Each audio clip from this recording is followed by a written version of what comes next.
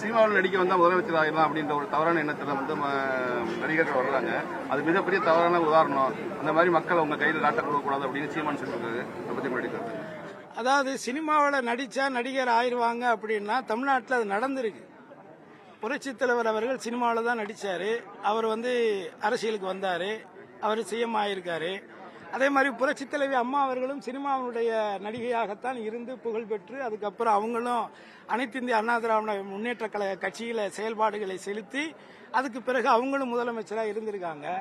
அதனால சினிமா துறைன்னு இல்லை, எந்த துறையில இருந்து யார் வேண்டுமானாலும் அரசியலுக்கு வரலாங்கிறதா இந்திய அரசியலமைப்பு சட்டத்தினுடைய விதி. அதனால ஒரு இந்திய குடிமகனாக இருக்கக்கூடிய எல்லாருக்குமே அந்த உரிமை இருக்கு. அது இல்லைன்னா சொல்றதுக்கெல்லாம் இங்க யாருக்கும் அதிகாரமோ உரிமையோ கிடையாது. ஆனால் இப்பொழுது வந்திருக்கக்கூடிய விஜய் அவர்களுடைய செயல்பாடுகள் என்ன, அவருடைய அரசியல் செயல்பாடுகள் என்ன, மக்களுடைய பிரச்சனைகளுக்கு அவர் எப்படி அந்த பிரச்சனைகளை கையாளுகிறார். குறிப்பாக கரூரிலே நடந்த கிட்டத்தட்ட 41 பேர் அப்பாவி மக்கள் இறந்த பொழுது அவருடைய செயல்பாடுகள் எப்படி இருந்துச்சுங்கிறத பார்த்துத்தான் இன்றைக்கு பல பேர் பல விமர்சனங்களை முன்வைக்கிறாங்க. ஆக மக்களால் அரசியல் என்பது மக்களுக்கானது. மக்களால் தேர்ந்தெடுக்கப்படக்கூடியவர்கள் தான் அதிகாரத்தை கைப்பற்ற வேண்டும். அந்த அதிகாரம் யாருக்கானதுன்னா மக்களுக்கானது.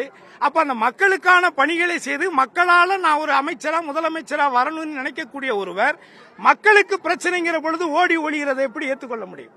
அந்த அடிப்படை மக்களுடைய பிரச்சனையை மக்களோடு மக்களாக நின்று சந்திக்க திறனற்றவர்கள் அரசியலுக்கு தகுதியற்றவருங்கிறதா என்னுடைய கருத்து. ட்ரெண்ட ஃப்ரெண்ட் ஆக்கிக்கோங்க. தந்தி டிவியின் சப்ஸ்கிரைபர்ஸ் அண்ட் ஃபாலோவர்ஸ் குடும்பத்துல நீங்களும் இணையுங்க.